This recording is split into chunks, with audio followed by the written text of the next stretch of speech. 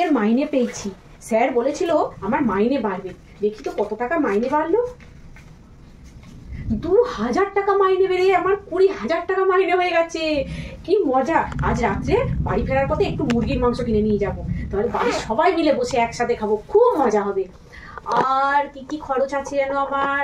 বাবা মায়ের ওষুধ 2000 টাকা, সংসার খরচ 10,000 টাকা, বোনের টিউশন খরচ আছে, ভাইয়ের টিউশন খরচ আছে, তারপরে গ্যাস ইলেকট্রিক বিল সবই দিয়ে প্রায় 18,000 টাকার মতন খরচ হয়ে যাবে।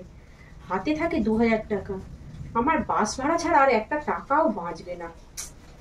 ও মা, সামনের মাসেই তো ভাইয়ের জন্মদিন। কি করি, কি করে করি, ছোট মানুষ।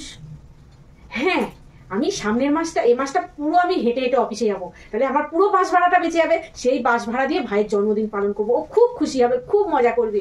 এটাই ভালো আইডিয়া। যাই, আজকে বাড়িতে মুরগির মাংস কিনে নিয়ে যাই।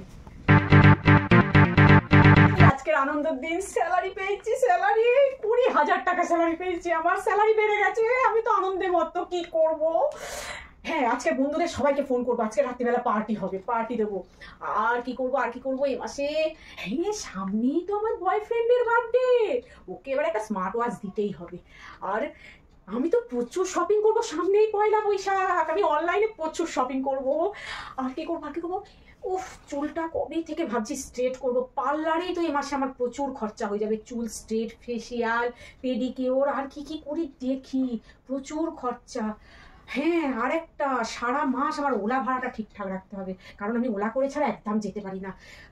বাবা, এই মাসে স্যালারি পেয়ে আমি কি আনন্দ। যাই, সব বন্ধুদের ফোন করি, আজকের পার্টি, জমিয়ে পার্টি দেবো, যাই।